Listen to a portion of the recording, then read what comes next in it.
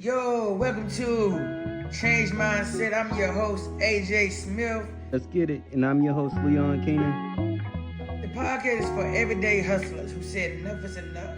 We're talking to comedians, content creators, bosses, risk takers who flipping the script and betting on themselves. And if you're ready to level up and get in your bag, this is your sign. Tap in. Let's get it, y'all. Change Mindset.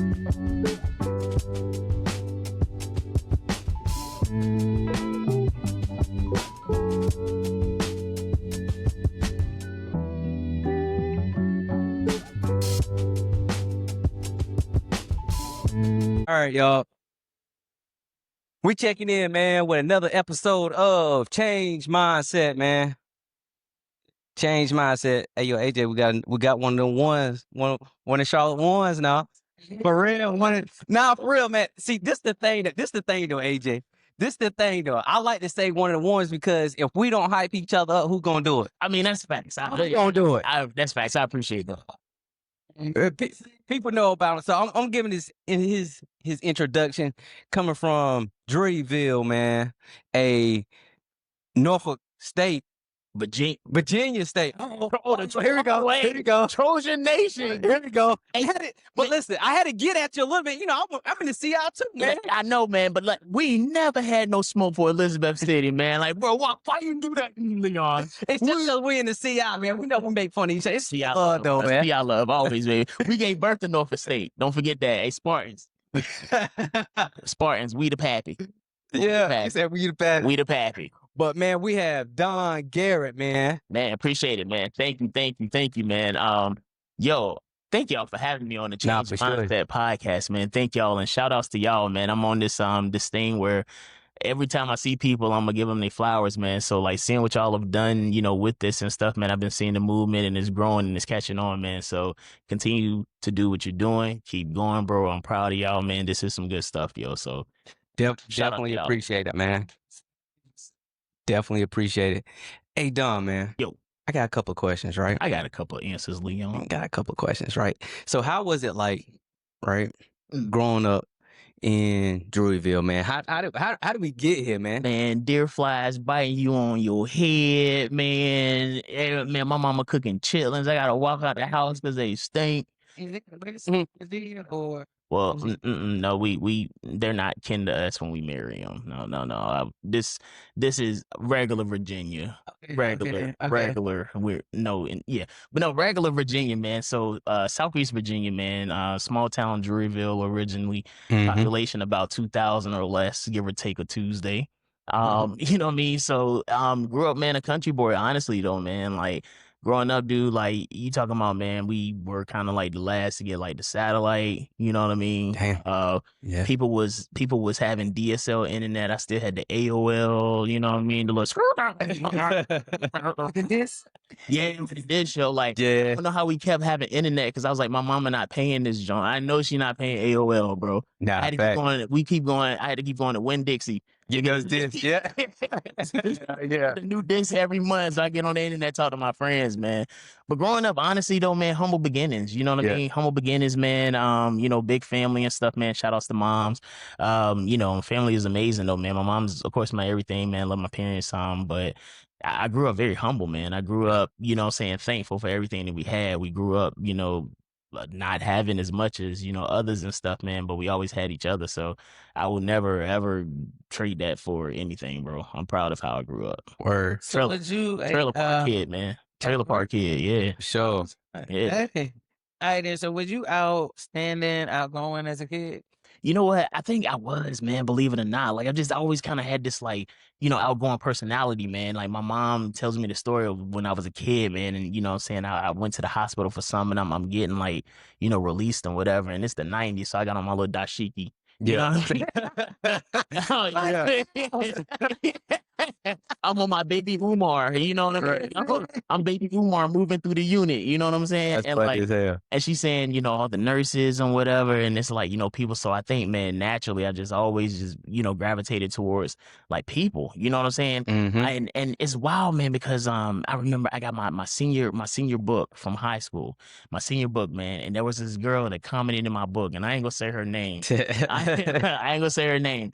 But it was this girl that commented in my book, man, and ironically, we had kind of started off as like, butting heads, man, but then we became cool. Yeah. So she put in my book, she was like, I always thought that you just wanted to be the center of attention. She said, but then I saw that people just naturally gravitate towards you. Mm. And that kind of hit me differently because now thinking about it, pride myself on having an inviting spirit, want to be a people person. So I guess, yeah, that would make me a bit outgoing as a kid.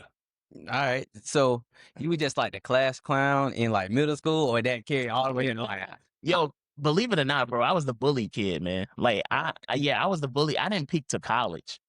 Like, yeah, I didn't peak to like college, man, like late high school, college and whatnot, man. And I only peaked like kind of in college because I was wrestling. Yeah. You know what I mean? And so I was a slim little 177 on the wrestling team. You know what I'm saying? I was wearing small t-shirts because I had listen, like, In shape, dog. yo, bro, in shape, done what, 2006, done? Are you kidding? Wait a minute, nah. Yo, You was in wrestling. I was What kind of wrestler did you want to be? Did you want to be? What you mean, man? I was Black Kurt Angle, man. What you? I was Kurt, right? I was Kurt Bangle, dog. Like, But now what's crazy? A lot of people in Virginia know how to wrestle for sure. That's what I'm saying, man. Hey, look, if you ever been to Virginia, man, Virginia know how to wrestle, bro. it ain't nothing to be in the yard by the trees slinging. Virginia know how to wrestle. Wrestling, knocking up dust and all that. I told my boy, shout out to my brother Justin, man. That's my brother in my heart, man. I swear in this comedy thing, bro, I always told Justin big. Yeah. So I told him, man, if I ever make it in comedy, I was like, you gonna be head of security. But I'm gonna just pay you to put other people in harm's way. So organize the wall. You know what I mean? But that's my brother, man. You know what I mean? And so that's my guy. Where was I going with that?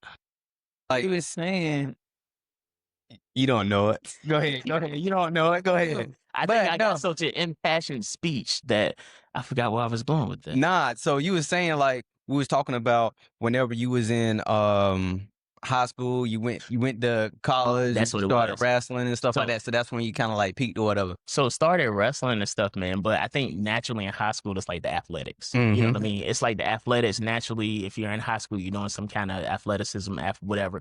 You're gonna get some kind of like, respect, girls, good stuff like that. But it wasn't until I got to college, man. Shout out to Virginia State, the Trojans, the mighty Trojan. It wasn't until I got to college, man, that I really kind of started becoming like comfortable in my own skin. Yeah. Not just because of like athletic feats or anything like that, but because there were people that were being themselves and they were being accepted and wanted because they were themselves. They were being respected because they were themselves. So college was the place where I fully embraced being Dante. Okay. That's why I fully embraced that, man. So, as far as like class clown, anything like that, you know what I mean? Like I always been like throwing little jokes on the slide and stuff like that, but it was never really on a grand scale until I jumped on the stage. So what did you go to college for then? So what was your major? Well, my major in undergrad is mass communications because I wanted to be the Black Stuart Scott. Well, not the Black Stuart Scott, the net Stuart Scott. Stuart Scott was definitely one of the blackest dudes. Yeah, he was dope. But I wanted to be like the next Stuart Scott, man. I just love what he did for ESPN. He made everything just sound so cool. And then, I had an affinity for sports and stuff, but, I realized that in that field, man, it takes you a hot minute to get to where you want to go. And it's so funny because I ended up, getting into finance or whatnot, and end up, getting into job insurance. And now my current career in human resources is my daytime job. Cause I ain't finished yet, y'all. But for the daytime job, HR, that's actually what my master's is in, human resource management. So, go figure. But you know what I mean? I love what we do. True. Love what we do. So when did Don was like, you know what? How long was it after, did you step on stage after you got your bachelor's, or was it after your master's? Like when did you first take that, that leap and be like, all right, let me try it out? How's that journey? I didn't start stand up until I got here to Charlotte. Okay. So what happened was I'm originally from, Virginia. I was living in the Richmond area, and it was so funny, man, because I got to tell this story in front of my friends. Yeah. So I got friends, Lena and John, and I was over their house, man, one Memorial Day before I actually moved to Charlotte. Right. And actually, like probably a couple of months before I even knew I was going to move down here. And so I'm in the kitchen, man. I'm going off Memorial Day. They're like, man, you need to go to the Funny Bone, tell some jokes and all that stuff and whatnot, right?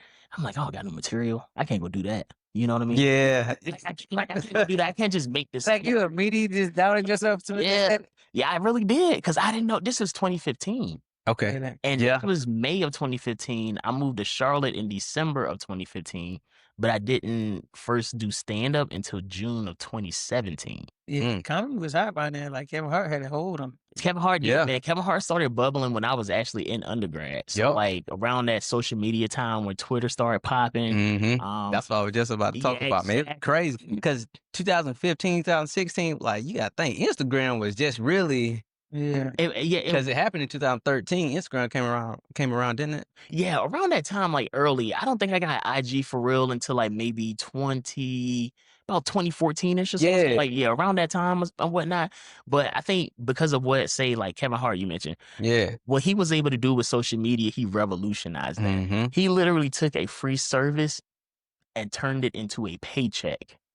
That's how he got a hold of the game. He really reached the masses. And at that time, Twitter was just popping. Facebook was still, you know, kind of like in this golden era and whatnot.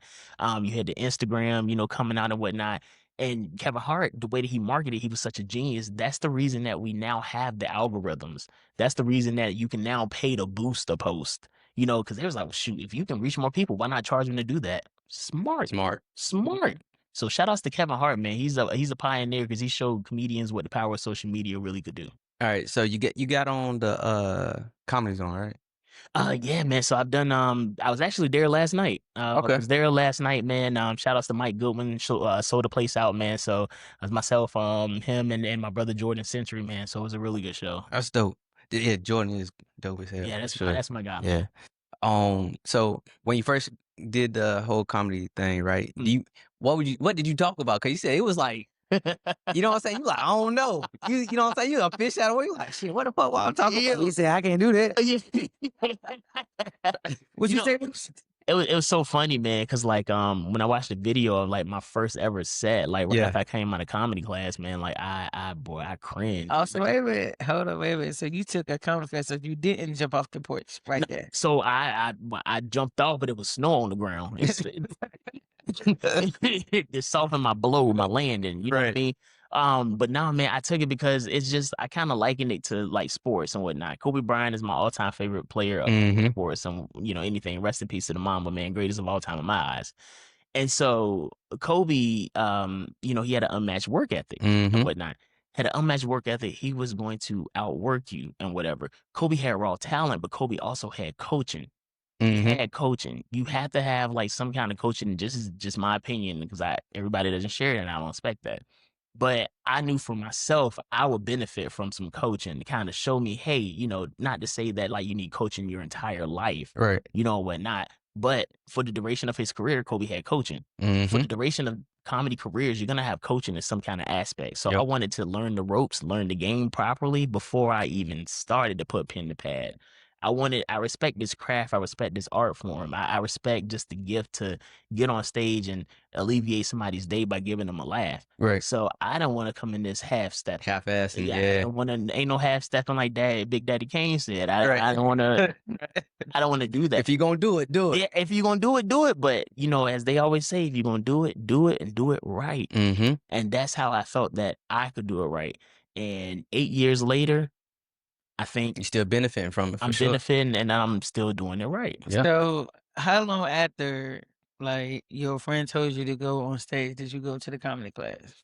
Man, so it wasn't until I actually moved down here. Was funny in between that. So they told me in 2015. So I moved down here, and around about between 2016 2017, I had coworkers telling me at my job the same thing, and finally it hit me one day, and I was like, wait a minute, yo, like.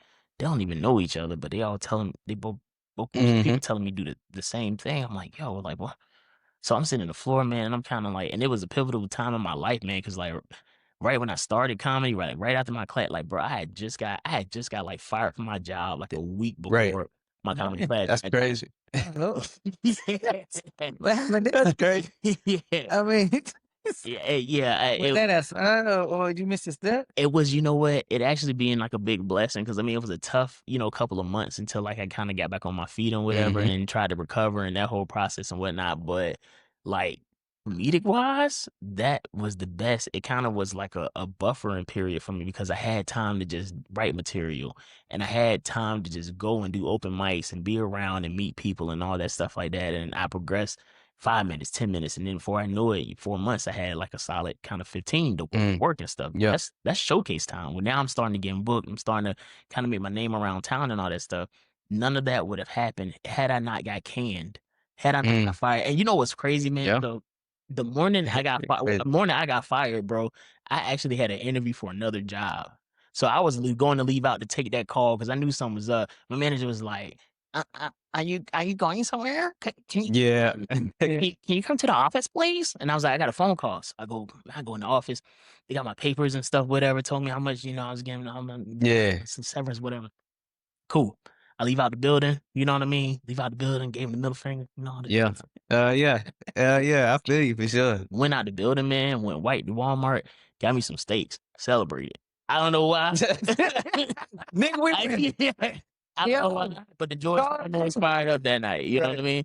But I don't know. Kind of that maybe that was a foreshadowing, kind of Yeah, but celebration. You know what I mean? Like Sure. kind of like, dang, this new journey I'm about to, kind of going like a toast in a sense and whatnot. But I mean, like I said, man, 8 years later, I'd be lying if I told you I knew that like we'd be here having this conversation Yeah. and that we'd be talking about this.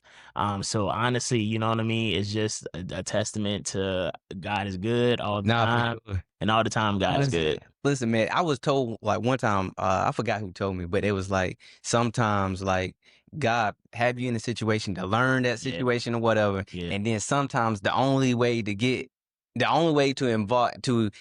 evolve you is to do something to make you move. Yeah. You know what I'm saying? And maybe that whole thing where you getting canned, that was something that was, trying to help you go more into your purpose and more into what will make you fulfilled. Yeah, absolutely right, bro. I agree with that. Because who knows if I was still working that job if I'd have did it like that, if I'd had Yeah. opportunities, if I had just kind of thrown caution to the wind, because at that time I literally had nothing to lose. Right. I Yeah. had nothing to Yeah. lose. I had no job. I had already, started filing, unemployment and all that stuff like that. I'm applying for other jobs and whatever. And in the meantime, bro, what do I got to lose but to Yeah. fully immerse myself in this? You know what I Facts. mean? So after the class, right? Uh-huh. So did you do your own homework or you was already studying, after the light bulb went off? Like, I mean, you never stop studying. no, what I'm saying is like, did you start doing your homework, like your due diligence, like watching the greats? Yeah, you know what? So I watched the greats. I definitely watched, specials. I watched the greats and stuff, but I really started paying more attention to my peers. To the peers, to the people that I perform with on a weekly, on a nightly basis, to the ones that I see on a regular basis, and the ones that get good, good reactions from the crowd, the ones that seem to have good crowd control, the ones that can come and do a tight five and knock them out and come back the next week and do the same thing. And maybe the next week they may not have done that, but somehow they found a way to recover and come back and do it the next week. So just studying like the performers around me because I'm seeing these people just at this level. You know what I mean? Like I watch the greats and stuff, but I'm nowhere near that. But these are people that are a little bit closer to my skill level and they're doing great. Yeah. You know what I mean? So it's just like, man, not even if I can emulate, but if I can just be inspired by this, kind of see what works, take notes and stuff, incorporate it, make it work for me as well, put my own style to, to that, find my own way to have that kind of effect on a crowd. So, right. What was your change mindset? What was your change mindset from, you go to the comedy class, right? Yeah. And then you get on stage. After you first performed or whatever, you did good, you did bad, indifferent. I wasn't there, right? So what was that change mindset? You be like, you know what? I think I got something. You know what I'm saying? Like, how did you know? You be like, you know what? Nah, you know what I'm saying? I can do this. So this is something that I never really admitted out loud, man. And I don't want to sound like a crazy dude when I say this, but so we had an order for my class graduation. So we had an order of, who was gonna, perform and stuff. And there were about 12 people in my class. And I recall there being names 1 through 9 called. Well, now we just got 10, 11, and 12 left, and my name hasn't been called yet. So they call one of my boys, they call another one of my boys, and then closing out that graduation set was me. Closing out the graduation set. And so one of my mans came, shout out to my boy Damon Howell, he came to the show. Shout out to him. He came to the show. He said, man, I'm gonna wait for them to call your name. He was like, they got the, my dude. He was like, yo, this dude is the last one. Yeah. And that's when I was like, well, there were a lot of, to me, funny people in my class. And I was like, well, maybe I can do something with this. Maybe this isn't just a fluke. Maybe this isn't just an off game. This isn't just a one and done and whatnot. So let me see what I can do with this. And I started going to an open mic. Shout outs to Bob Meyer, man. Okay. Charlotte legend, man. Yeah. One line Bob. King. Funny as hell. King Bob. King Bob around these parts. Yeah. King Bob like recess, man. So Bob was hosting a mic on Wednesday nights called Eagle Speak, and it was hosted by this sweet lady named Anita.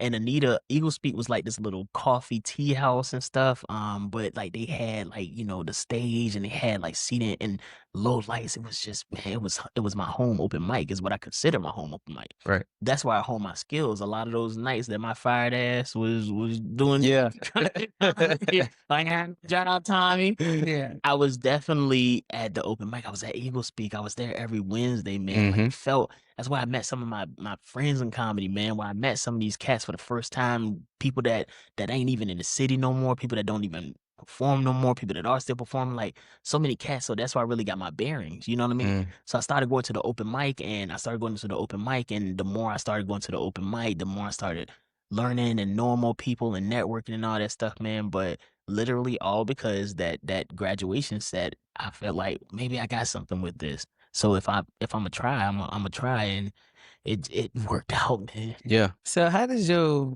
folks feel when you told them I'm gonna do comedy? And the reason why I say that is, right, you said you was a bully. You know what I'm saying? Yeah. And you wasn't really doing comedy, like you just did a little jab here. Yeah, but little jab there. Yeah. Yeah. But I just wanted everybody to be my friend, man. Like I couldn't help I was fat, food was good. Like, right. What you mean? It's a direct correlation. Say you was bully. That sounds like some a bully kid would say. Yeah. I can't help I was fat. Food was delicious. But what did your folks say when you said, like, yo, I think I got something here? You know what? My mom, I think she was just kind of like, oh, okay. Like, I don't know if she was expecting that call, that day. You know what I mean? I think I probably would have had a better response if I'd been like, Mom, she pregnant, something like that. But my mom was like, oh, okay. But she was very encouraging. You know what I mean? I called my dad. He was like, she Still got your job, right? he was like, hey, go for it, man. Oh, word. Yeah. Okay. He was like, man, go for it. He was like, I've always, cause my dad is hilarious, man. Like, my dad is funny, you know what I mean? But my dad was like, I know I'm funny. He was like, but I never like thought about taking it to a stage. Yeah. So I could tell that he was, kind of, it's like, damn, my kid about to do this. Like, I'm see, what do. But my dad gave me, man, the greatest piece of advice, like to kick off my comedy career before I even started doing anything for real. He said, man, you worry about the craft, the money will come. And he ain't lie. Worry about the craft, take care of the craft. That'll take care of everything else. I do comedy because I love it, but of course, like there are shows we get paid for and stuff. We make money, we pay bills. We're starving artists, y'all. Right. And so that, it helps out. And like you said, all I wanted to do, I wasn't coming in, I still don't come in thinking about money. I just come in thinking about being the best that I can be. Yeah. Not even the best, better than anybody, whatever, but how can I be the best version of Don tonight? I worry about tomorrow. Yeah. But how can I be the best version of Don tonight for this show in particular? And that's how I treat it. So I also saw that you did improv. And shout outs to my squad, impromptu, man. Reality show there a little bit. Oh, y'all should have been in more head time with them nice, boy. So, what was your thought process to do improv? You know what, man? So, Tone X, man, a legend in this city and beyond, man. Shout outs to Uncle Tone, man. Tone X was doing a Laugh It Up Thursday competition. He was doing his Laugh It Up Thursday show at Moorhead Tavern. So he was having a competition opening to comedians to come and perform during the impromptu show. So I email impromptu, send out my little, my little video, talking my little shit, I'm Yeah. performing, Yeah. So I pull up, man. It's a Monday night, you know what I mean? I go in there and I'm just like, yo, I like the vibe. So we perform and all that stuff. Tone blesses everybody, man. He's like, yo, all the comics that perform tonight, he's gonna get a chance to, perform. So that was huge, because he invited us to his stage. So shout out to you, Uncle Tone. Thank you. But I love what they did, you know what I mean? So then I approached my sister from another mister, man, Angelique, ADF the Kid, and she is the co-founder. And also one hell of an artist, man. Like she's a director, dancer, everything. But Angie was my point of contact, and I basically was like, yo, y'all are dope. How can I get down? So, what was you at in your comedian career when you went to improv? Was you still starting or? Just starting. I was early in. This was 2018. So this was not even really a full year into stand up. Okay. Not even really a full year into stand up that I started doing improv. And what was so pivotal about it, man, and why it's so near and dear to me is that I forged relationships that are going to be with me for a lifetime. Brotherhood, sisterhoods, all that good stuff like that. Made some amazing, crowd members that became friends. But it was pivotal for my comedy career because the improv elevated my stand up. Improv is a different beast because it's coming off a dome. Yeah. It ain't really scripted. Like, you got to be On your feet. on your toes, like twinkle toes. You got Yeah. ballerina. You got to be on your toes. And that helped my stand up because I have my set, I have what I want to talk about, but this going out the dome, it helps me trust myself more, use my body more. You know what I mean? It's a different muscle. Different muscle. Go with that first thought in your head. Something in the moment. Sometimes the best moments happen in the moment. You don't plan it or nothing like that. Some of my biggest laughs have been because my improv background kicked in. Trusted myself, and I did something extra, something like that, extended that joke a little bit and whatever. Listen, talk like communication isn't just like verbal. You know what I mean? You see it, you feel it. You feel it, all the good stuff and whatnot. You can elevate that joke, you can extend that joke, you can go somewhere else with that joke. My improv background is what did that for me. Helped me to trust myself in the moment, and I am thankful for it. Getting that early in my stand-up career helped shape the rest of those years that are going to come.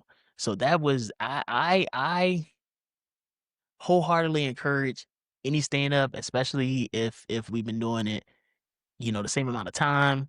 Take an improv class. You know what I mean? Like, you don't necessarily gotta join the group, but just take a class, man. Like, dude, it'll unlock that door that you weren't previously able to. For sure. So, Don, right? Yes. You did a lot. You did a lot of things, man. No, not done. Just be chilling. You be chilling. Nah, Listen, I'm gonna circle back to that beginning of when we first started. See, that's the thing, right? We don't whenever we do something, it be a big deal for real. Yeah, listen, dog, let me give you some flowers, dog. Appreciate it, man. Because everybody got flowers that they could have, right? AJ got flowers. People that knew her when she was younger could give. Everybody got flowers. That's for real, right? I mean, too. But nah, man. So it's coming on what, 8 years? Yeah. Well, actually, a little over 8 now. Yeah, a little over 8, man. How did you celebrate man? How did you celebrate, man? Honestly, man, I think I might have just had broccoli. I think. Yeah. I think I just had broccoli and cheese and fried chicken. Yeah. But no, honestly, I don't do too much, man. Like I'm an even kill dude. You know what I mean? Like I'm real calm. I'm down to earth. Sometimes I hate that about myself, because I don't necessarily hype myself up and celebrate. Like if I accomplish something, my mindset is already on, okay, well, what's next? Like I never give myself time to just kind of like bask in the moment or, enjoy the fruits of labor and whatnot, because in my mind there's always work to be done. Yeah, it's that Druryville background coming in, hard working folks. And listen, yo, like that's blue collar. Yeah. Blue collar holler. Yeah, for sure. But I say that, right? Because like you was voted 15 and up and coming comedians Queen City, right? Dang, I forgot about that. Oh, Hold on. There's more. Hold on. Hey. It has open for John Reed. Yeah, I hope I'm saying his Yo, name yeah, right. that's my man. Shout out to You know what John I'm saying? Reed. And was that was on the last comic standing winner. Yeah, he was, man. Season 8, I believe. Yep. You was also in Charm City Comedy Festival. 2018, man. So shout out to Megan Wills in Baltimore, man. That was like one of my first festivals, bro. Yeah, man. You've been doing it. He was also on Dry Bar Comedy. Yo, yeah. Wow. Definitely, man. Yeah. Listen, man, you've done a lot in those 8 years, man. Blessed. I need you to. I want to know, right? Blessed. And I feel like the people that watch our show, they want like, how was that? Like, what was that time frame in those 8 years? Like, when was that? You know what I'm saying? Was that? How long was it from like the class to you starting to, you know what I'm saying, have some traction and doing all these things, man? Like, what was that mindset going through that, man? That's crazy, man. You did some stuff. Right? I appreciate that, brother. Thank you, man. Honestly, some of my worst my worst moments have come during my best moments. So while life was killing me and was just not playing fair, the comedy was what was keeping me stable, man. Like I had said one time before, and somebody thought I was playing. I was like, stand up literally was keeping me alive, man. Like, you go through some things and whatever, and it's just like, oh, it's not really the easiest to like kind of go through, especially like financially you broke, whatever, Yeah. can't pay rent, like car repo, all that good stuff. Like been through that and whatnot. No shame in my game. Yeah. But it's like, even in the midst of all of that, the one thing that was going right was stand up. So after the class, I just started networking. I just started, you know what I mean, showing up. Like I had this habit of going out to shows and just to support. And something happens to where they need to stretch time. Somebody can't make it. They need somebody to fill time and whatnot. Well, Don's here. Well, yeah, Throw him up. throw him up. Started taking all those opportunities, man. Started driving out, started reaching out. You mentioned Charm City. It surprised me when I got into that joint. I was like, what? I'm in this joint? Great. So, bro, I had my little Altima at the time, man. I drove up to Baltimore, got my little hotel room for the joint. Yeah. I had my show at Zizimo's, man. Like, that was major. I'm like, I really felt like a road comic. Yeah. I felt like a road comic. I'm like, dang, you know what I'm saying? Like, I'm outside of my city. I'm, a couple states away and, wanting to do this, man. So, honestly, it just came from networking and being in the right place at the right time, taking those opportunities, and just having people that have believed in me that are willing to, bet on this horse and be like, yo, I think Don, can do it, and I think that he's ready for this opportunity. So I'm grateful for that. My goal is to always just do the work. You know what I mean? You do the work, the rest will handle itself, just always do the work. So how was it like that work ethic that you had to put in to being like, 15 voted top, what I'm saying, 15 upcoming comedians in Queen City? Like, how was that, man? You know what's so funny, man? I was like chilling in my apartment one night and I didn't even know that was a thing. Yeah. Had no idea till somebody sent it to me on Messenger and they was like, have you seen this? And I was like, what is this? And to be like voted at the time, this was like 2018. Okay. 2018 to be voted or to be placed in like one of the 15 up and coming comics in Charlotte. I didn't even know how that publication worked. I didn't even know nobody was watching. I didn't know none of that, man. But, as a young comic, man, especially still going through that period of like joblessness and all that stuff like that, I'm like, it's not all bad. It's not all bad. So there was those little moments that kept me going, man. That's crazy, man. All this happening in like, you know what I'm saying, that time, right? Yeah. Because next after that, you did like the thing with John Reed. Yeah. How do you pronounce his name? I know him. Yeah, John Reed, man. That's All my guy. John Reed, man. I worked with John a few times, man. The first time I opened for him was up in the Greensboro Comedy Zone, man. And Brent Blakely, shout out to Brent, was his feature. And so it was Brent's birthday, man, and we were going to do the show. So I had the honor, man, of driving them up to the show. And in the show, man, we did an episode of John's podcast. So like got to be on it with them and stuff, man. Got to go and do the show at the Greensboro Comedy Zone, got to hang with real pros and of course absorb that knowledge, man. Like John put some jewels on me, man, and then like probably a few years after that, I ended up actually going to open for Brent in, at McLean's in Blacksburg, Virginia. So like that's just an example of how the comedy world is so small. But like just all of that, man, just like all these experiences, being able to work with these people, you know what I mean? Just being able to learn something from all of them. I just worked with John again earlier this year. You know what I mean? And so he, remembered me and stuff, man. And it was just a blessing to just work with him again. Yeah. It's just, man, this thing is full circle. You know what I mean? This thing is full circle. My motto is stay ready so you don't got to get ready. Treat everybody with respect, man. And of course, like I said, do the work because the rest will handle itself. All right, then. So I also saw that you did radio. Oh, What was that about? Like, how did that go into comedy? oh man. Well, I mean, I used How you get on the radio now? Yeah. I used to have a podcast, Okay. and now I don't. So you was actually the podcast. I thought you was actually on the radio. So we were at Power 104.4 FM, man. Shout outs to Jay Holiday. So my boy Ty Durden, man, actually made the deal happen, man. So we were actually the first podcast that kicked off a series of podcasts that came over there. We had New Advisory came over there after we did a lot of other great podcasts, man. But we were that flagship podcast. So I know you talking about Jay Holiday, with Queen. Yeah. That's my people. Yeah, Young Quincy Jones, man. Young Quincy Jones. If you see him, tell him I said, don't hit me. Holiday was the realest dude, though, man. Nah, he was. He was, because, like, he's always so focused, like, in grind mode and stuff. It looked like he'd be, like, mugging, but I'd say something, and he'll crack up a little smile. Holiday's a good dude, man. He a good dude. He gave a young brother a chance, man. So shout out to him and Ty Durden, man. And also check out Ty's new movie that just came out, too, man. It's dope. Okay, then. So I also saw that you did a little acting.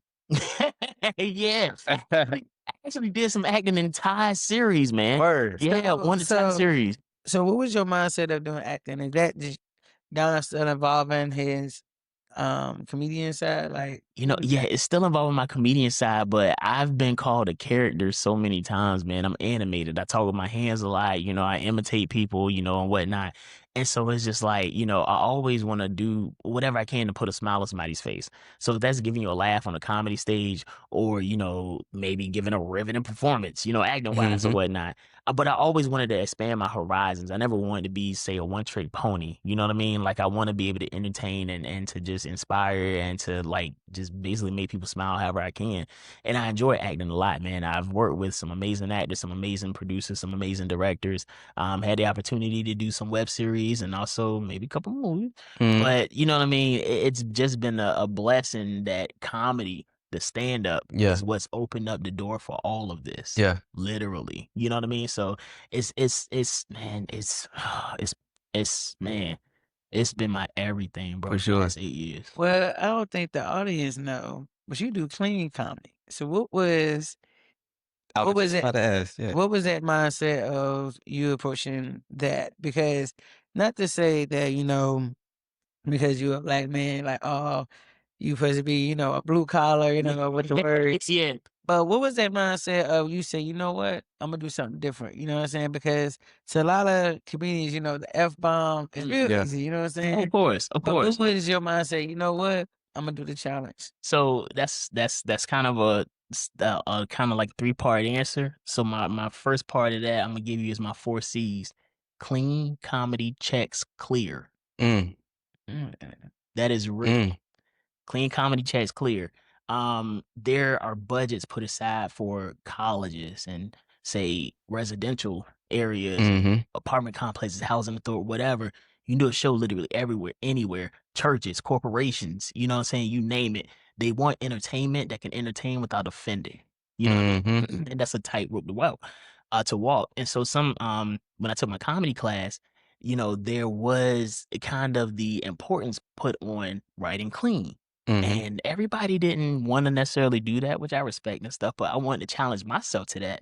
Because the one thing that I did hear, if I heard nothing else in my comedy class, is if you do clean comedy, you will always stay working. You will always stay working and you never limit your opportunities. And so I wanted to maximize my opportunities and bring entertainment wherever I could. Also, you'd be surprised when you go and do shows at places that aren't considered clean environments. Like, I've done different clubs. I've done shows in different areas and stuff, and people have walked up to me after the show, and you never think they're paying that much attention. They're like, "You were clean. You were clean. When curse, you didn't know. You were clean." Yeah. And they look at me crazy, like, you were clean. Like, they was expecting me to be something else. And also, like, I know that there is, and listen, anybody, your art form is your art form, but in just my opinion, there is kind of like sometimes a stigma put on like black performers and stand stuff and whatnot. And there are certain jokes that people may feel that on, we stick to it. We just tell these are the demographic, topics that we talk about or the areas that we cover, anything like that. And I just don't think that way. I just don't think that way. And my comedy is predicated to anybody that wants to laugh, anybody that wants to laugh and enjoy a joke and stuff like that. So people are like, what are your demographic?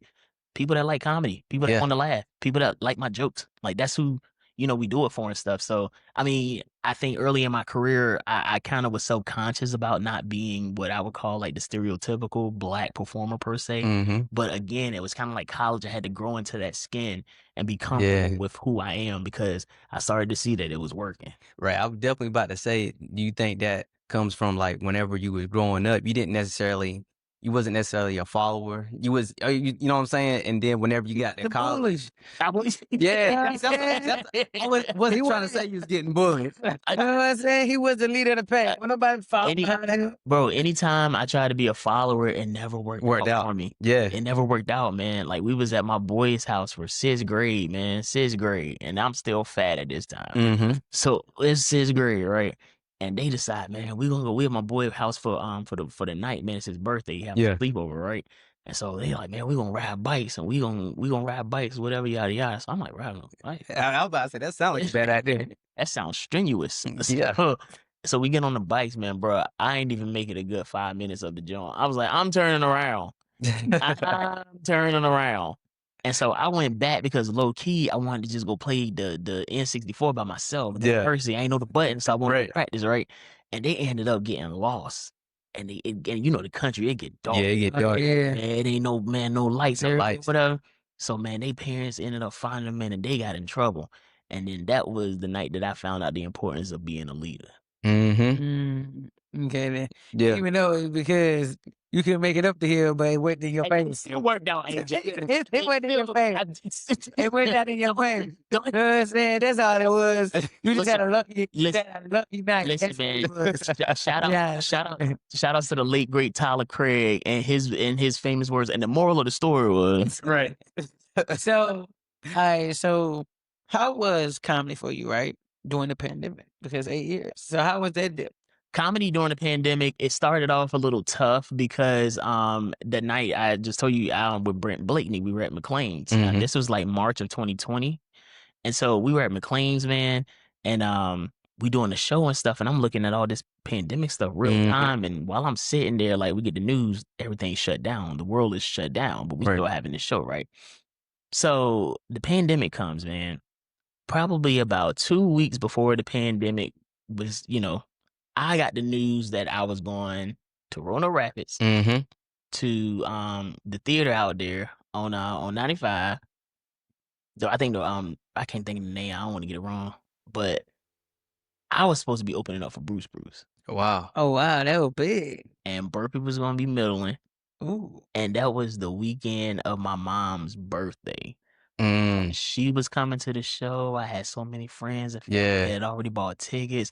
I was gonna see her. Bruce took a picture with my mama for her birthday. And then boom, the pandemic happens. Damn. And it's snatched away from me. Wow. Wow. No fault of my own. Right. You know what I mean? You talk about like being depressed in the dumps for 2 weeks. Yeah. You know what I mean? It was crazy, man. And so that on top of not being able to perform because now I didn't hit a stride and stand up. I'm about 4 years in now. Like I done found my groove. Like I'm doing 30 minutes every night somewhere new. You know what I mean? 2019 was a time for me. And then that just kind of came to a halt. So you know how you were talking about, sometimes God put you in a situation to have you move. Yeah. I feel like in that regard, God was like, you need to sit down.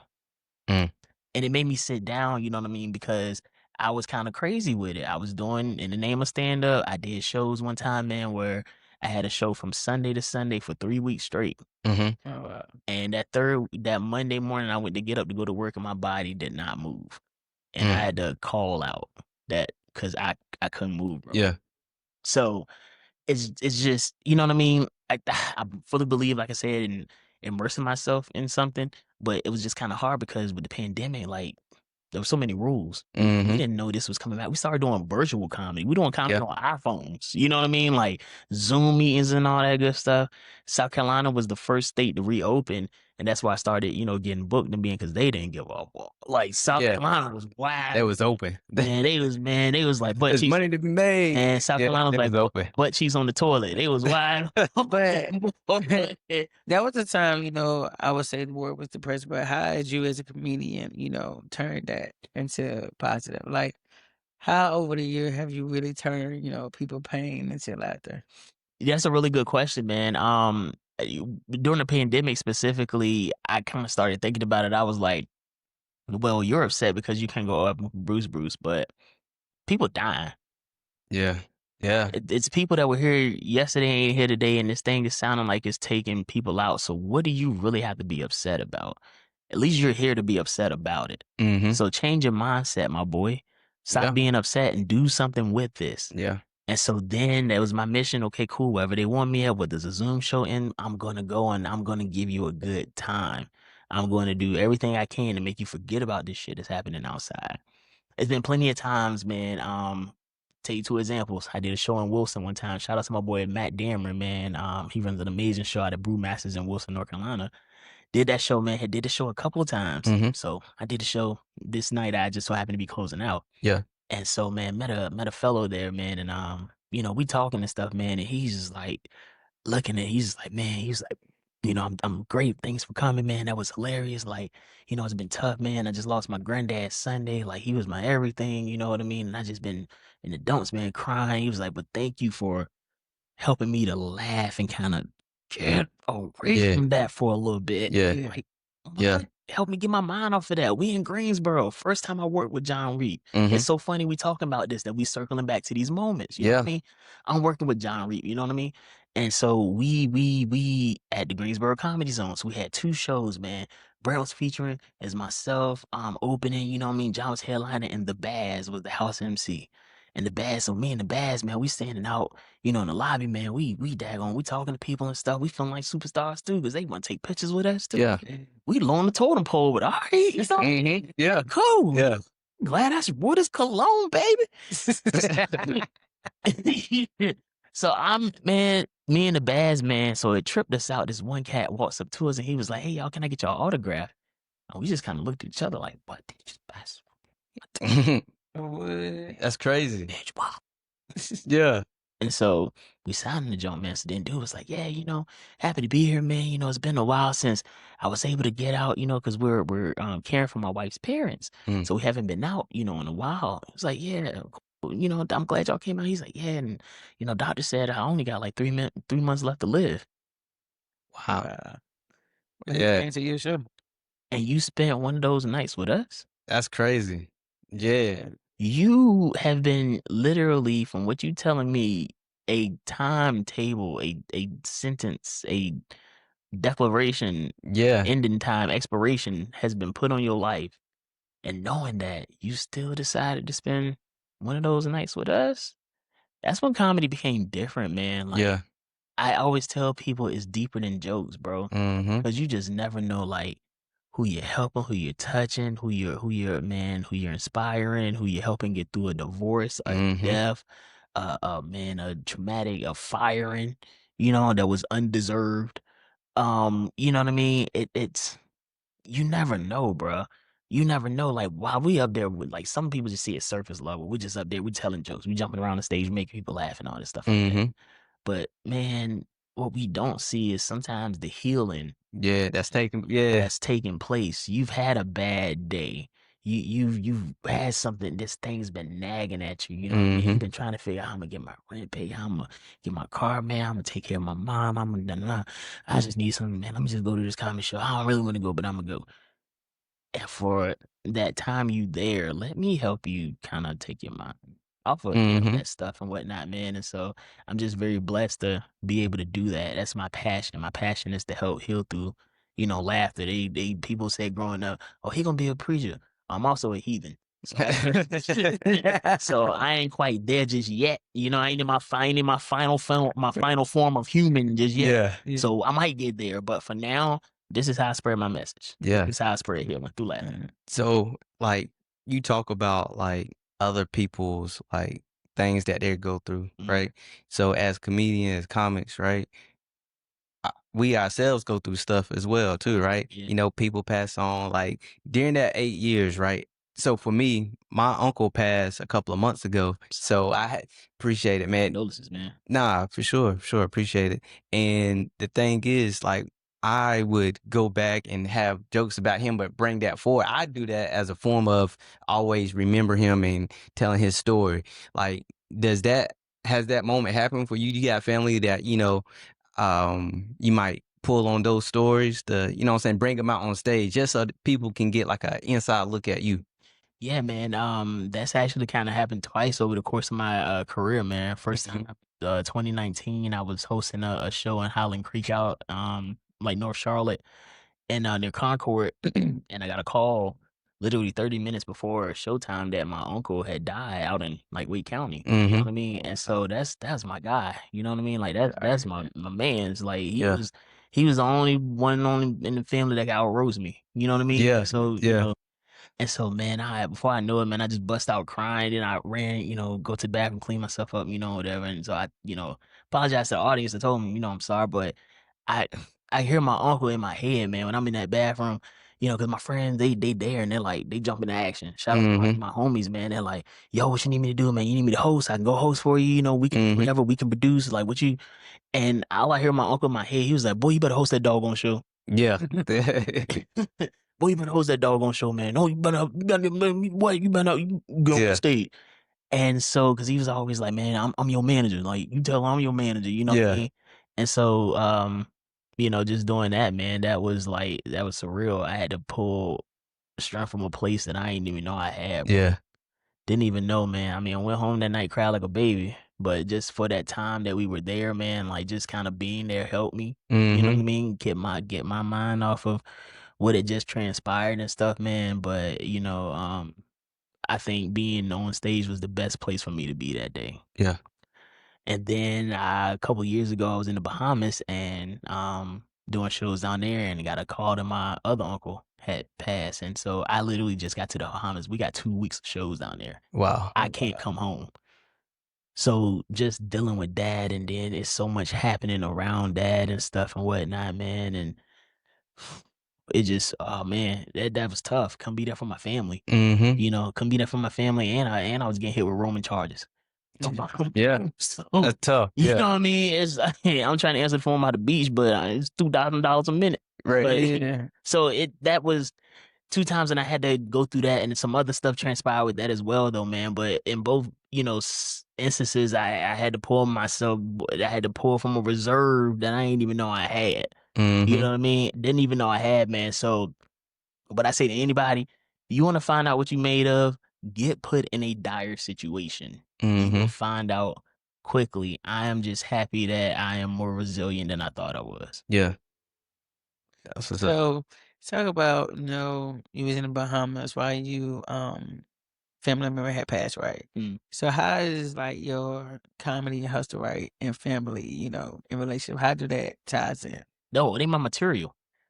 No, I understand that, but what I'm saying is like the time. You know what I'm saying? Like, how does that really affect you? Because do you have to? Well, not have to, but like missing certain important dates and all that to chase the dream, and like just how you make that balance? Yeah, how do you make that balance? It's funny you asked that, man, because I literally just got asked to do a show at a casino in September, the same weekend that I have to be out of town for a wedding. So that's how the balance. And it was one of those things where at first, and early on in my career, I was just show. I don't care. Show. I don't give a damn. I gotta leave dinner early. Show. But as I started, and I think the pandemic, me sitting down, kind of made me realize that there are, sometimes things that are more important. There are events that you don't want to miss. There are things that you want to be there for. And truth be told, it's important for me to be there for people just like they are for me. So, you come to my shows and stuff like that, not to say that, this is why, but I'm coming to your events. I'm coming to Yeah. support. I'm coming to, be there and stuff. I'm coming to spend time with family because, I mean, a lot of losses happen. Like people, I'm 35, man. People is leaving here left and right. You know what I'm saying? And I actually like my family. I love them. So I want to spend, I want to spend time, that quality time. Make time for the important people. Like your village, the people that hold you up. Make time. You got to make that time. They understand if you get booked and somebody's like, I'm trying to pay you $150,000. They can be like, man, you better go get that money. You know what I mean? But case by case basis, balance is important. So I had to get a little older and realize, the importance of that. And I actually had to have the help of a very beautiful lady that I love a lot to just be like, you better stop tripping, boy. And I Yeah. was like, okay. So Right. Yeah. you realize what's important. Yeah. So you say you have, the people, your uncles that passed away, right? Yeah. What would you think they would look at you now, right? It's been a couple of years now. Yeah. What do you think they'll look back and be like, hey man, what do you think they would say of Don now with the comedy and everything now? It's so funny, man. 'Cause my uncles, their names were Montel and Larry. And Montel would be like, boy, I told y'all that boy funny. I told y'all that boy funny, man. That's my nephew, man. I told y'all that boy funny, man. And he'd be like, I'm his manager, but he'd be like, but you can't out joke me, but I know that he would be super proud, man. He would be super proud, especially because I mean he's been to shows before. He pulled up on me in Raleigh when I was out there early in my career, man. And, he knew that I was doing it and he was all in it, man. He was all in it with me. And so I know that he would be very proud. He is proud, of what, he sees and stuff and keep going. I mean he had already said like quitting ain't no option. So Gotcha. we'll never do that. And I know my Uncle Larry, man, he would just be ribbing me, man. Ribbing me and be like, well, you gonna tell some jokes? You know what I mean? So I know that they both be very proud of what's happening and what's gonna happen as well. Gotcha. So, right, before I leave, man, I got the, Wait, I got a question. Hold on, wait a minute. Hold up. So Don, the audience don't also know neither that you also do a class. that's what I was getting into. Yeah, that's what I was about to get into. That's what I'm about to tell this whole y'all on the same page. Yeah, that's what I was about to get into. That's synergy, y'all. Have synergy with your host. Count your dog, man. Have synergy with your host, Get into it, man. Yeah. Cause I was about to say, hold on, wait a minute. That's what I'm about to say. Before we get out of here, man, we got to talk about this class, man. Appreciate it, man. Honestly, there's two sides of the coin to it, right? Yeah, of course. And I'm gonna give you you're gonna have your hot take 60. You're gonna have a cool 60. You know what I'm saying? But nah, there's two-way street to it. Some folks be like, all right, comedy class, you can go, but it can't teach you to be funny. It ain't gonna really, you know what I'm saying? Yeah. But on the other side, right?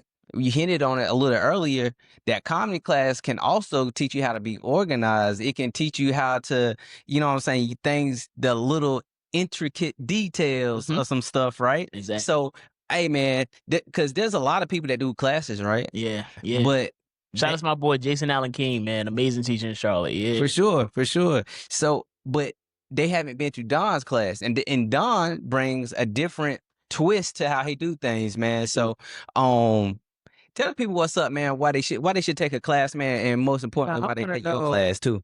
I want to know how it started. Like, what was that mindset? That too. Yeah. What was that mindset? Like, what was you at in your career to say, you know what? Yeah, feedback. I know what I'm saying. I done, done this comedy thing. I done took classes. What made you say, you know what? I'm gonna help the next Don? It's so funny, man. I have a lady on this Charlotte comedy scene that I love dearly, man. She is my auntie, Lee Gannon. Lee Gannon is a stand-up comedian. Shout out to her. Lee Gannon is a stand-up comedian and also an improv artist as well. Several groups in Charlotte. And so the Vapa Center was opening. And so I got a message from Auntie Lee and said, hey, the Vapa Center is opening and they're going to be doing a stand-up comedy class. Would you be by chance interested in doing that maybe? Right. Before I even thought about it, I was like, yes, exclamation point. I don't know what came over me. I was just like, yes. And then I knew that it was a meeting with the owner and then, I got to come up with a curriculum and what we going to talk about and all this good stuff like that. And so the class was really created after my experiences. Like at that time I'd had about maybe 6 years in the game or whatnot. So I, and having kind of like, I just like kind of fresh off the Bahamas thing, and I'm like, okay, well, you know what I'm saying? Like, I got, maybe a little something that I can Mm-hmm. give to people. It's funny you mentioned the mentality regarding classes. Last night we had a show, and I had a conversation with a comedian, and a lot of the times, man, like, what I want to tell people is just because you got an opinion does not mean that anybody gonna care about it. Mm-hmm. And Yeah. anybody gonna care about it. And I had this comedian, man, and so he was like, man, you gonna do your class again? I'm like, yeah, I'm gonna probably bring it back soon and stuff. He's like, word. Well, personally, I ain't really a fan of classes. Why the fuck you asking me about mine? Like, what? Right. Why? And I'm like, everybody does everything for different reasons. Yeah. But like I said, I want to be the buffer that I didn't have after class. Mm-hmm. There's a buffer that I didn't have. There's a transition period going from class to figuring this out with stand up. So I wish that somebody was there to help me navigate that. Well, like I tell my classes, if you take my class, you are stuck. Like, you take my class, you can't get rid of me. I'm there for life, and there's nothing you can do about it. I'm there for my students. I'm there. I make myself available. That's what you get when you get down, when you take my class. Not only will you get the knowledge and the background, but you'll get that support. That support, I'm there. I'm here. I'm a resource. You know what I mean? So I care about my students deeply. They know that. Yeah. Yeah. So The next one. Exactly. care about my students deeply, man, but it's because, Auntie Lee saw something in me, and in turn, I saw something that the Charlotte comedy scene I felt like could benefit from. Mm-hmm. And that was that buffer period. You know what I mean? The class is 6 weeks of class. When we go over talking about stand up, the nitty gritty, I help you write your set. On the 7th week, we invite out your family and friends, and we perform for them in the graduation ceremony, which is also your first official show. So everything for everybody, and I understand that. But for anybody that wants to learn, anybody that is interested in learning, anybody that wants, if you're passionate, if you say, you know what, I want to give that stand up thing a try, I really want to try this, that there's something I don't know what to turn to, I promise you, I got you. Come see me. Hot take. Hot take. Come see me. Gonna get you right every time. Come see me. So, Don, right? Yo. Also, right, you also have I would say, a superstar was within your student, you know what I'm saying? And how is that as, a teacher, a coach, when you see that your students is, accomplishing things and winning competition and going on tour, like, how is that for you? First and foremost, all of my students are stars. Yeah. Mm-hmm. All of my students are stars. So maybe not 2, but all of my students are stars.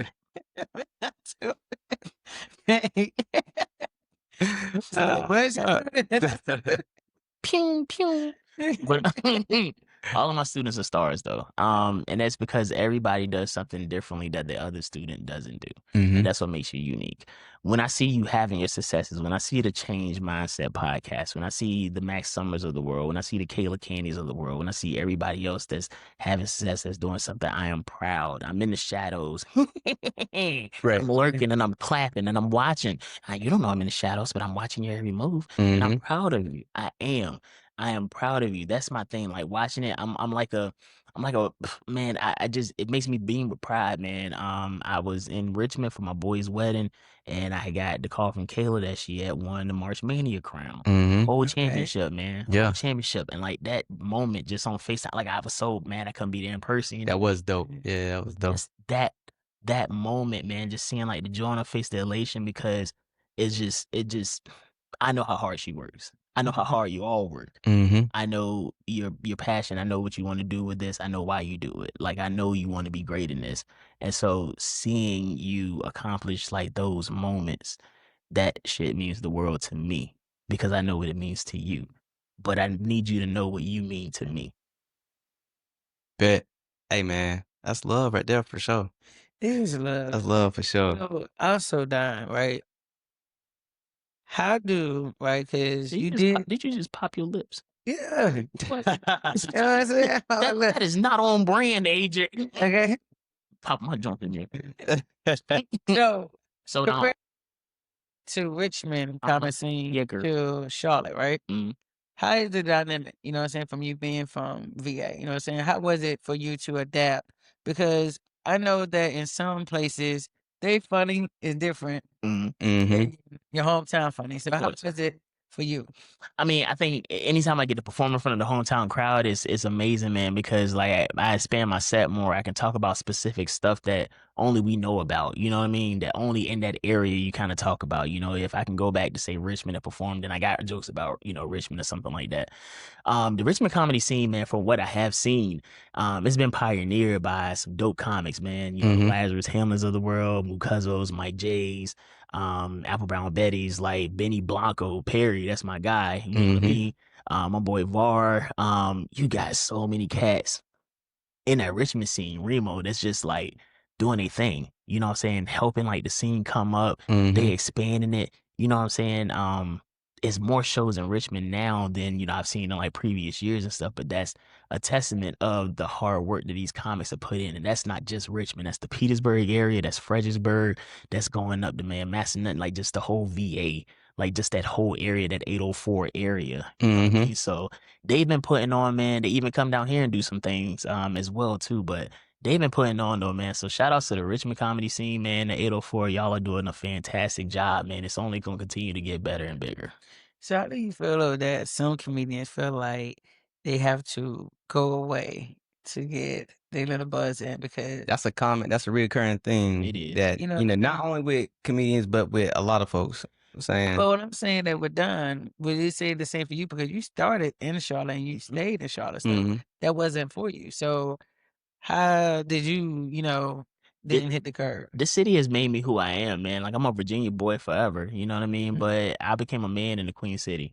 And I learned this comedy thing. I found this passion, this love, this art. I met, you know, amazing people for life and stuff and whatnot, man. And so I don't even know if you would say it's like a loyalty thing, you know, whatever. But I just love the Queen. I love the Queen City. Charlotte is a beautiful city. It's changed a lot. I prefer the city kind of how it was when I first moved, like 2016-ish or whatever. The city was lit. Yeah. Before the epicenter defaults on the loan. But before, y'all ain't, allegedly. Right. But yo, so it was just, to me, Charlotte's always been a charming, quaint city, you know what I mean? And I mean my girlfriend's down in there, man. So, you know, we were looking to, you know, make life down here and stuff. So I love the Queen City, man. I just love the Queen City. And I tell people, I'm like, $1 million will carry me further in Charlotte than it will LA. Yeah. Yeah. And so you might, $1 million, you might get half a house, little condo in LA. Right. Here, you can get about a couple of them Jones. Right. You go down to Rock Hill, you bought the city. You know what I mean? For real. So it's just, you know, it's where I'm comfortable. Like I love what I do as much as I'm extroverted, I'm introverted. You know what I mean? So like if you're like in LA, New York or something like that, yeah, you got times where like you're out, you're doing with it, but like in those cities, you're always out, always doing stuff. And plus, I want to stay in a city where I know I can pay my damn rent. Charlotte is a place that I can pay my damn rent. So I'm here. So I know you feel the love in Charlotte. Do you feel the love back at home too? Like, did they show mad support for you too? They do. They pull up, man. I did a show in the Spirit of Norfolk one time. They came out, man. Most recently I did a few years ago, man, the comedy, the Funny Bone in Richmond, man. The Funny Bone out there in Shore Pump. And I believe they said it was like 160 tickets sold, and out of that, 80 of them was my people. That's crazy. Wow. 80 of them was my people, man. So like there's a picture that I got, man, where I took, and there was so many people to see and pictures to take, and it was dope, man. And they really came out on the Thursday night, you know, to come see your boy. You know what I'm saying? And it was it's a surreal moment, man. I got my friends John and Lena were there. I got to tell the story about how I got into stand up. And you know how they're like, man, you know, you need to go to the Funny Bone. And like it's so crazy because, bro, 7 years later, where are we at right now? Yeah. And it was just, oh man. That's crazy. It is, bro. So, Don, right? Coming from Virginia, small Druryville. Yeah. I'm right? beginnings, yo. You're a hard worker. You went to school. You got 2 degrees. You started doing comedy. You successful in doing comedy, right? Appreciate you, man. What would you tell little Don, man? Like all the lessons you know now, what would be the most valuable thing that you would be like, you know what? Hey man, this is what you need to hear right now at a pivotal time in young Don's life. Like you can go back to that exact moment because everybody have it and they know the exact moment, the time, everything that was going around. What would you go back and tell him about the lessons and how things gonna be all right? In the wise words of the urban poet that we celebrate as Nas, Mm-hmm. I would tell little Dante simply, whose world is this? The world is yours. It's mine, it's mine, it's mine. Whose world is this? The world is yours. Because being a kid from little poor Druidville, Mm-hmm. you ain't taught to think that way. Yeah. You ain't taught to think that I mean, not to say outside your family, whatever, but statistically, why would we matter? Yeah. Why would we matter? We're not in LA, we're not in New York, little country bumpkins, as they say, or whatever, boots on the ground. Why would we matter and stuff and whatnot? So whose world is this? The world's mine, not in the sense that I own it, but it's because I can achieve whatever I want to in it. So I have a question, right? Because 8 years is a long time, right? Yeah. So Yeah, 8 years is a long time. It ain't 13, but it's long. but how do you feel about the politics around comedy? You know what I'm saying? Because when you started, comedy was still kind of raw, and then comedy went from censored to now it's going way back up to raw. So how have your journey and your craft has to adapt to the new change? I think the politics of comedy is a two-way street. I think you have the content, and then I think you also have perception. So with that, the content, like you said, we kind of started off raw, no pun intended. Eddie, shout out to Eddie Murphy. We had Delirious, we had the Richard Pryors, the Red Foxes, like the people that really opened those doors, especially for like the 90s, for like the Def Jams and Bad Boys of Comedy and, Shaquille O'Neal All-Stars and stuff like that, where you could really just kind of say, whatever was funny, you talk about real stuff without anybody getting offended because that's the way the world was. Mm-hmm. So it wasn't until the world, society adapted a victim mindset, a mindset of you need to apologize for everything, or you need to, whatever, like, I didn't like what you said, so you should, whatever, I'm the victim. It wasn't until then that people started to like kind of put the clamps on like comedy and say, well, you can't say that. Like, what do you mean? It's funny. Right. You know what I mean? And the golden rule in comedy is as long as it's funny, it flies. Just got to make it funny. So how did you navigate your material with that? So again, writing clean is always safe. Writing clean is always safe. And then it's just, when in doubt, innuendo brings you out. Now, there are certain shows that don't, but it's just like a lot of the times, if you just you stop at a certain point and let that audience finish the joke in their mind, we might all arrive at 3 different conclusions, but we all gonna laugh. Because our mind has already taken us somewhere. And if we stop, your mind is automatically gonna be like, it's what you said it is. It's what you said it is. Yeah. And that's what we all think. And that's what makes it, laugh. The other part of politics is perception. Be straight up, in Charlotte comedy, I always say, I'm like, I don't be doing that. Like, I be chilling or whatnot. You know what I mean? I love the Charlotte comedy scene. I do whatever I can. And as much as I hate to admit it, I have been regarded as a staple in the Charlotte comedy scene. But I've also been labeled by certain people as a gatekeeper. And that is not Right.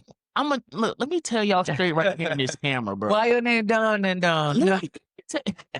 Let me tell y'all straight in this camera. I wields no power in Charlotte comedy scene. I'm no end all, no be all. I don't even got no gate, bro. I don't even got no gate. If somebody thinks that like I'm in the background trying to sabotage careers, I'm not. I'm playing my Xbox, dog. I am. That is not my goal. Yeah, if I'm gonna do anything, it's going to be to help you, not to hinder you. Yeah. So if you have a problem, come and address me. We can talk about it. But like, bro, it's so wild. Yeah. So how do you do it? People just, I don't give a fuck. That's how I deal with it. No, Yeah. what I'm saying is that, but how do you, do you think that comedy in Charlotte is it supportive? Because why would they think that of you though? Every comedy scene has its share of issues and stuff. Every comedy scene is cliquish. Every comedy scene has people that think that after 3 minutes of doing comedy, they're ready to headline on HBO.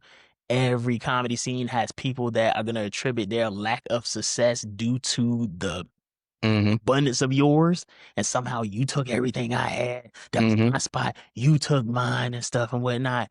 You're operating that victim mentality.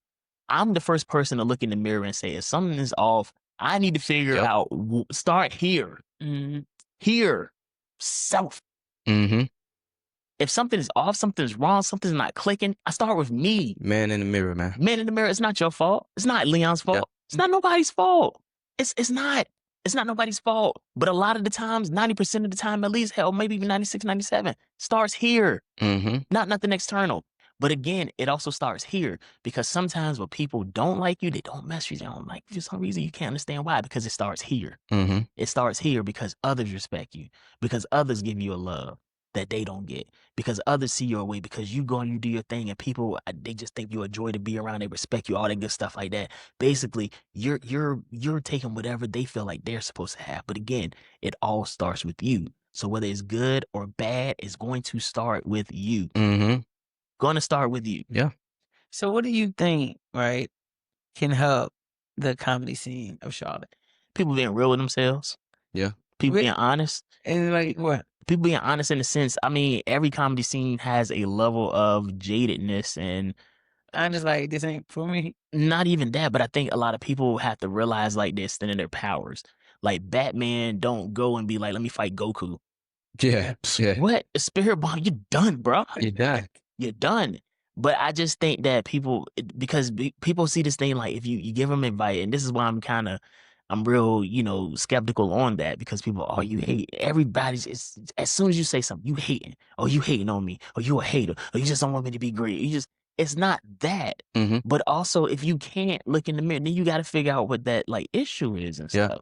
So I just feel like people be honest with themselves. There are stages I don't put myself on to even go for, because I understand that's not where I'm supposed to be. Mm-hmm. There are certain things that I'm not supposed to like do and whatever. Like a level of discernment is needed in this comedy thing, Mhm. especially when you hit a certain point. Yeah. Like a level of discernment is needed, man. You know what I mean? So do you feel like a lot of comedians out there haven't still found themselves when they've been in the game for long? I mean, as far as like finding yourself, there's one where like finding yourself like physical, like literally as a person, because you can find yourself through stand up. Now, if you're talking about like finding your voice, that usually Yeah. takes a while sometimes. So to kind of how conversation comes out as easy as it is for Yeah. us, sometimes it takes like a little bit longer for that to happen on stage for you to be like fully become, the Who stage. you are? Yeah. Yeah, the stage version of like yourself and whatnot. And I think that, that's normal. But as far as like this stand up, like doing this and whatnot, you'll find yourself quick because it will humble you, and Mm-hmm. you will have no other choice but to find yourself real quick. Mm-hmm. Find out what you're made of. Can you keep taking these gut punches? Cause they gonna come. Because they going to come. You get here, your kid, like, bro, you got knocked out. You've had that bad set. March 7th, March 7th of 2018, worst day of my life. As far as I got heckled, I got mad Yeah. on that stage. Like, I got my ass handed to me at that show. You talking about a super low point in Mm. my career? You know what I mean? Super low point. Thought about quitting that night, but had my homeboy, Evan Pitfield, shout out to Evan, told me off the ledge and stuff, man. You know what I mean? That show happened early in my career, and I had to find out how to bounce back from it. So you also, right, had hosted Comedy Zone. Mhm. So what happened with that? Like, why did you, pivot from that? I didn't pivot. Change mindset. I didn't pivot. No, the reason why I say that is because, comedy, Mhm. and hosting is two different things. Of course. So do you still host in New Comedy? I was there, yes. I was there last night where, I hosted and stuff, man, and it's cool. And my thing is, I just always say I go where I'm celebrated, not tolerated. Mm-hmm. I would say anybody do that for their career. Mhm. Just go wherever you're celebrated and not tolerated. And trust me, you'll get to a point in your career where you can tell the difference. Mm-hmm. So that's just my advice with that. As far as hosting is a different muscle. You can kind of work the stand up and stuff, but I'm an energy person anyway. So whether I'm hosting or whether I'm doing a show and whatnot, if I'm hosting, it's my responsibility to keep that crowd hype. Like, yeah, being funny is a plus and they love that and stuff, but it's my job bring the energy, get them out, say, yeah, Don, get them. Mm-hmm. Because when you get on that stage, you're going to want that energy. Mm-hmm. You're going to want B2K Pandemonium Tour scream. Yeah. You're going to want that. So my job as a host is to do that. That's what people don't realize about hosting. It's a whole different muscle. It's more so about keeping that energy up and setting that stage. You're the point guard. Mm-hmm. You're the point guard. A point guard that specializes in assists. Yeah, you can score if you need to, 10, 15, make sure you get the win and stuff. You don't got to go out and put up 50.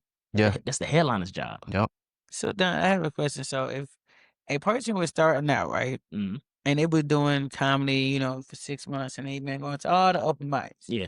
but they ain't getting no showtime. Mhm. what direction would you lead them to get booked? And another one, to another mic, to another show, to another direction, because it's not just about going to open mics and performing. It's also comedy is very much networking. Mm-hmm. Comedy is very much networking. I've gotten shows just because people have found me pleasant to be around, funny is great, Right. but you're professional, you're on time, like you great etiquette, whatever, business wise, Mm-hmm. all that good stuff like that. You get booked for a multitude of reasons, honestly. So what I would say for somebody like that is go and support. Go, man. The internet is right at our fingertips, man. Like if we can go and we can type up X videos and Pornhub, ain't no reason that we can't go and find local comedy shows in our scene to go and attend. You don't gotta know nobody. Mm-hmm. Pull up, introduce yourself. Introduce yourself. Hey, you know what I mean? I'm so and so, nice to meet you. Would love to do, show some. Would it be okay if I send you a tape sometime or a video? Keep a good 5 minutes on you. Create your own opportunities. Create your own opportunities. You have to. Like I said, man, Steph Curry would not have known that he's the greatest shooter in NBA history as currently. Mm-hmm. Anyway, I don't think nobody gonna see him. Nah, that's cold. gonna That cold. He cold. He cold. Yeah, But he wouldn't know that he's the greatest NBA shooter of all time if he never took that shot. Mm-hmm. that's true. He didn't have to be invited to take that shot. He didn't have to know anybody that was under the paint to rebound for him or whatever. He took that shot. And once you start taking those shots, man, like you're not gonna hit every shot, but the more shots you take, statistically, the more you're gonna hit. Yeah. 100% facts. 100% facts. So Put in that work. I do know What you know? also a comedian just passed, Yeah. Billy. Yeah. So how as the comedian, how do the scene deal with that? You know what I'm saying? Because I just heard about it, you know what I'm saying? And I was shocked, Hillbilly was, funny and all that. But just how do y'all check on each other, you know what I'm saying? Because he was a veteran too, you know what I'm saying? Been around for a minute. Yeah, it's first and foremost, man. Rest in peace to the hillbilly, man. Sure. Essentially, as a scene, though, man, and as cliche as it sounds, for something like that, you just come together, you cling on each other a little bit harder. As much as they tell you that comedy is a one man sport, nothing's to say that you can't have friends or your people. Like you have your village in this, and I feel that it's a one man sport only in certain situations. Like there may be a show that is specifically geared for you that might not be geared for me. So at that time, it's a one man sport. You got to take that because I can't. Or sometimes I might not make a show. I might not be available. It's a one man show. Leon can take. You know what I'm saying? Vice versa. Leon might not be available. You call Don or whatever. So I feel that you just cling to each other more. In this game, man, like we get so caught up on wanting to be number one, wanting to go viral, wanting to be the funniest, want to just get stage. But a lot of comedians suppress emotions, and death is definitely one of the biggest emotions that, to me, like grief. Can't like suppress that. Like you gotta, and to me, it's better to grieve. When you can kind of grieve together. Yeah, because I feel like sometimes us as people forget that comedians are humans. You know what I'm saying? Very much. Because they make us laugh, and then when they do pass, you like, yo, you know what I'm saying? Like, Yeah. the funny guy has gone. So, yeah, that's right. Yeah, man. Just as much as we spend time on stage making people laugh, dare I say, myself included, there's been plenty of times where you've been off stage and you've been crying. You know what I mean? So this is something we're supposed to be bringing joy, but there is always like a lot of heartbreak and stuff in this thing, and it's a balancing act. The world has to have like balance to operate. You got to have a balance of good and evil. You got to have a balance of happy and sad. So I feel like that's comedy for us, where you have a great show, but then you find out news like somebody's a passing or something like that, or you just got fired from your job, but you also just went and headlined a sold out room and was like a whole rock star for 45 minutes before you got to go back to that reality of being jobless and looking for a job the next day. It's crazy, man. Duality, man. Well, you ever forgot a set? Yeah. Who ain't? Yeah. yeah. You gonna forget one. Yeah, Yeah, you gonna forget a couple. Now I haven't forgotten a whole set, but I had definitely forgot a joke. Yeah. Definitely have. And if you ever hear me be on stage, be like, man, that's crazy, man. That's crazy. I don't forgot that.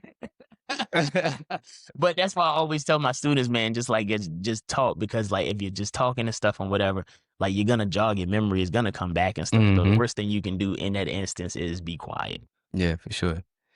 Hey, Don, man, this conversation been good for real, though. Man, I thoroughly enjoy it, man. I love what y'all are doing, man. Yeah. Like, shout outs to y'all, man, of course, and thank y'all for, providing a platform for us, as comics, man, and like expand our reach, help expand y'all reach and stuff like that, man. Get to know y'all audience and, help y'all and introduce y'all to ours and stuff, man. So I appreciate what y'all do. Thank y'all for having me. This is not taken lightly. So thank you. Appreciate it, man. So as you know, at the end, right, we get the question from the last person that asked a question for the current guest that we have now. Oh, for real? Yeah. And then after you answer the question, then I get to ask one? You have to ask one. Don't know who it's going to be. All right. It could be a comedian, it could be an actor, it could be an entrepreneur, like different backgrounds of life, man. All right. All right. So I'm thinking something good. All right. How much indulgement is too much? What? Indulgement. Yeah, when you indulge in I don't know. Indulgement. Yeah. I was about to say, who the hell you been interviewing, Leon? So they said in how much ass is too much ass. I'm not trying to say that. When it sits on the couch and leaves a smell. That's how that's how you know you got too much booty. You sit on the couch and your booty still there after you left. That's how you know. All right. That's how you know. So before we leave, right? What is your eyesight for Charlotte in comedy scene? You know what I'm saying? What do you see? I feel like Charlotte has the potential to be as big as LA, as big as Chicago, as big of, in Atlanta, New York. I feel that, especially with film moving back here recently and stuff, and continuously moving back, and more opportunities with that, because not only does that come with movies, but then somebody gets adventurous. Let's start shooting stand-up specials. You know what I mean? So I think that Charlotte comedy is on the up and up. And while, of course, these other places, these bigger cities, Houston's, Dallas, they've been operating like at a, more at a kind of like a higher level than we have over the past. We're right on the cusp of like being able to get to that point. So I think it just really takes a concerted effort on everybody's part, because Charlotte is a very artsy city, but I feel that all of the arts, like, we're not just stand up, we're also like poetry, we're also like, artistry, painting, sculpting and whatnot, singing, you know what I'm saying, all that good stuff. So I think that we all rise together, and Charlotte comedy is going to benefit greatly from that. So now, before we leave, how was it to see your, I want to say classmate or coworker, but how was it to see Ron Davis and, Tyrone?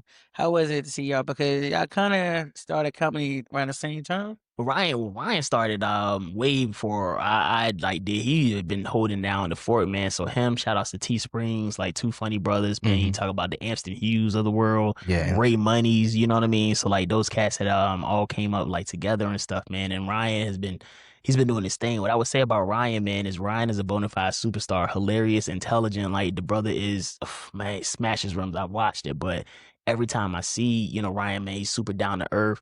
I mean, how you been, man? How you doing?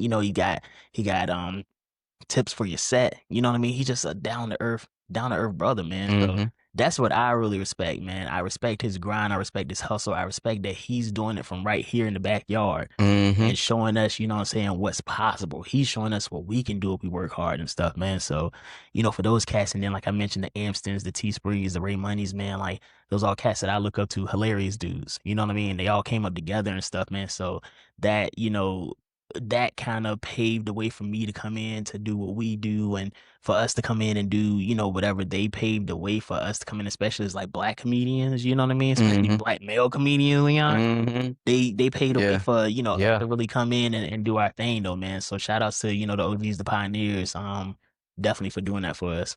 Sure. So what's next for Don, though? Hey, man, the world may never know. I mean, 2 more years would be 10 years, so yeah. So are you gonna do what you trying to accomplish, man? You know what? I would like to do another special. Actually, my boy had asked about that, so I need to get on that. So shout out to my boy B Cinema, man. Truth be told, ultimately, man, I just got asked, I think somebody the other day, man, but I think I told him, I was like, ultimately, you know what I mean? I would love to be like a late night host. Like a late night, like a Letterman or Arsenio kind of I can vibe, see that type though. of, I can see that. type of deal and Yeah. whatnot. You know what I mean? Because I love this. I love conversation. I love banter. You know what I mean? I love unscriptedness. I love we talking about your products, your projects. I love big upping people. I love giving your flowers. I love asking questions and giving audiences an unknown fact about you. I love making it funny while we doing that. Yeah. To me that feels so intimate. You know, what I mean? You kind of draw people in, and so that's something that I want to do, man. I want to connect with people in like a late night, like time slot, man, just to be that host, man, like feet up on the desk, coffee mug and whatnot, man, and just like, yo, like just really, you know what I'm saying, bring those vibes, man. It was Arsenio that did it for me. Like, he made me wanna do that. So, who are your top 10 comedians of this era? This era, by this era, I'm gonna say like 80. All right, who you think we should be looking out for? Like, who would Don say is the next upcoming? Next upcoming, I mean, to me, who's got it right now, man? Josh Johnson. Josh Johnson is a beast. I watched him a few years ago, feature for Trevor Noah, and before he was what he is now, like he was gifted. Jesus, man, like the guy's just effortlessly funny, man. The Roy Wood Juniors of the world, hilarious. Of course, like we mentioned, brother from another mother, Ryan Davis, man. Yeah. Ryan, big up and coming, man. Like, that brother is hilarious. He doing it for real. He definitely is, man. Now you know what? I'll go from there to like mentioning a lot of my Charlotte up and coming homies, man. Shout out to my Jordan Century. Yeah. Jordan Century, man, is up and coming, man. We've been doing it the same amount of time. That's my brother. Shout outs to Mike Goodwin, man. Mike Goodwin sold out the Comedy Zone last night, man. Check out the Big Dad Energy Tour. Big brother in comedy, man, and he's amazing. Tara Brown. Check out the Tara Brown, y'all. That's my big sister in comedy, man. Tara is killing it on the Carnival ships, man. Check out her Dry Bar special. Jason Allen King. Yeah. Kayla Candy. Oh, man. Jason just won. NC's funniest, man. NC's funniest, man. NC's funniest. Check out Leon Cannon. Check out AJ Smith. For sure that. Check out. Fast 5, Don. I said 5. You said 10. No, I ain't say no 10. You did say. No, I did. I said wait till you edit this. You gonna see. Going straight. Oh, this going straight on me. Y'all was like, ain't no edit button. Ain't no edit, man. You know what I'm saying? Conversations, man. It's only 2 buttons: save and upload. Yeah, that's it, man. We gotta let people see, like, hey, man, we raw, man. We authentic with it. So, raw. I let them know I was stuck early because we had the blunt, but I recovered though. Yeah, we recovered. We good. So, Don, what is your question for the next guest? Yeah, for sure. My question for the next guest is, if you could elect anybody, your vote to be the next president, who would it be and why? Me. That ain't the next guest. What you mean? I got me. How you know they gonna say that?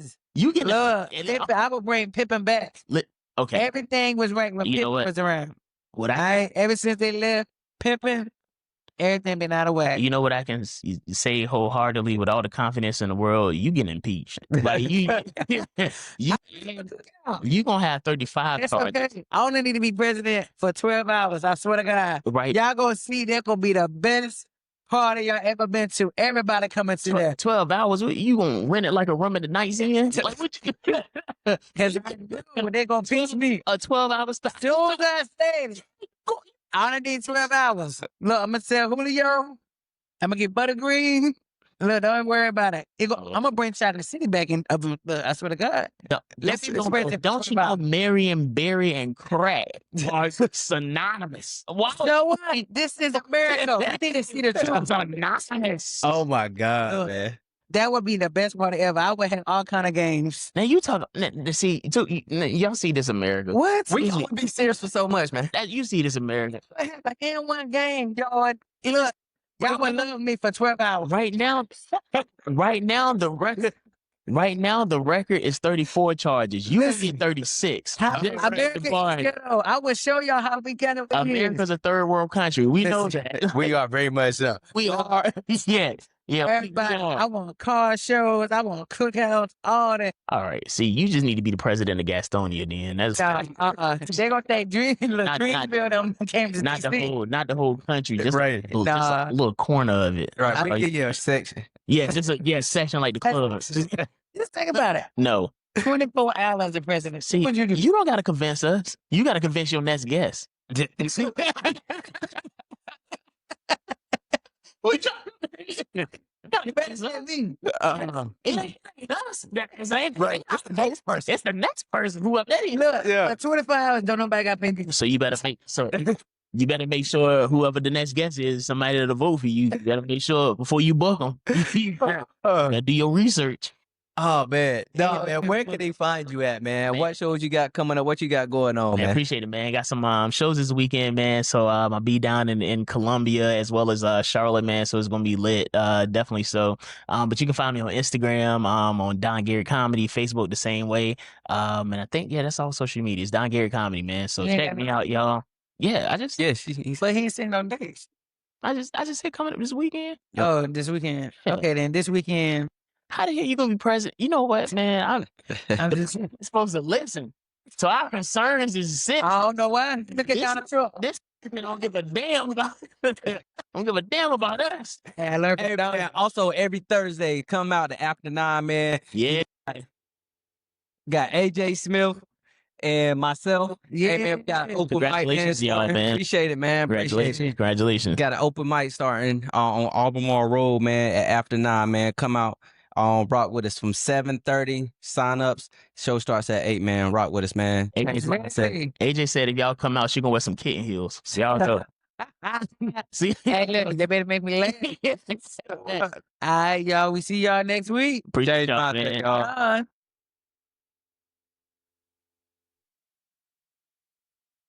Change mindset.